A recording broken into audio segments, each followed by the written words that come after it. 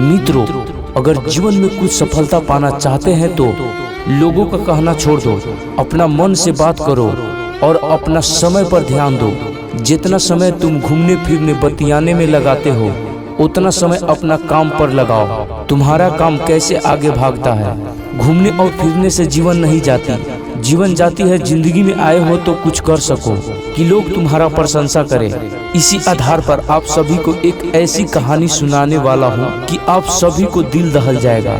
एक कहानी है एक लड़के का, जो उसे जीवन का मतलब क्या है अभी तक पता नहीं। चलिए आते हैं कहानी के तरफ। सबसे पहले आप लोग हमारे चैनल को सब्सक्राइब नहीं किए हैं तो प्लीज आप लोग से गुजारिश है कि हमारे चैनल को सब्सक्राइब कर दें और बेल आइकन भी दबा दें कि हमारी चैनल को जितना नया मोटिवेशनल स्टोरी आए तो आपके पास पहुंच जाए। एक लड़का को लगता था कि मेरा जिंदगी हंसते खेलते बीत जाएगा, लेकिन उसे ये पता नहीं था कि जीवन जीने के लिए पैसा का जरूरत पड़ता है। वो समझते थे कि मेरा जीवन ऐसा ही कट जाएगा।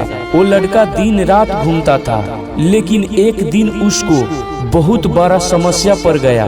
उस लड़के का 50,000 पैसे का जरूरत पड़ गया। उसने सोचने लगा कि पैसा कहाँ से आएगा, कौन देगा। 2-4 लोगों से भी मांगा, लेकिन उसे पैसा नहीं मिला। तभी से वो सोचने लगा कि मनी इज पावर, पैसा शक्ति है। पैसा है तो सब कुछ है, पैसा नहीं कुछ भी नहीं।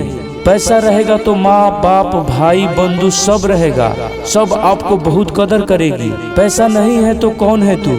इसीलिए कहा गया है कि पैसा कमाओ, पावर बढ़ाओ।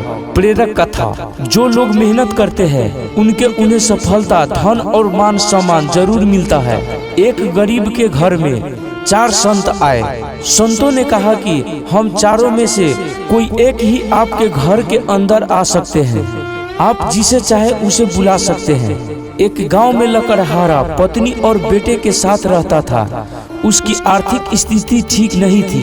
वो कड़ी मेहनत करता था, लेकिन बहुत ज्यादा धन कमा नहीं पाता था। एक दिन लकड़हारे के घर का दरवाजा किसी ने खटखटाया। पिता ने बेटे से कहा कि जाकर देखो कौन आया है। लड़के ने दरवाजा खोला तो बाहर 4 साधु खड़े थे। साधुओं ने कहा कि हमारे नाम श्रम, सफलता, धन और वैभव है। हमें भूख लगी है, क्या आपके यहाँ भोजन मिल सकता है। लड़के तुरंत दौड़कर अपने पिता के पास पहुँचा और पूरी बात बताई। पिता ने कहा कि चारों साधुओं को अंदर बुलाओ, हम उन्हें खाना खिला देंगे। लड़का दरवाजे के पास पहुंचा और बोला, आप चारों अंदर आ जाइए, हम आपको खाना खिला देंगे। संतों ने कहा कि बेटा, हम चारों में से कोई एक ही आपके घर में आ सकता है। आप जिसे अपने घर में बुलाएंगे वो संत उसके गुण लेकर आपको घर में आएगा, जिससे तुम्हारा जीवन बदल सकता है।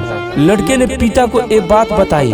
अब पति पत्नी और बच्चा तीनों सोचने लगे कि घर में किसे खाना पर बुलाना चाहिए। पत्नी ने कहा कि हमें सफलता को बुलाना चाहिए।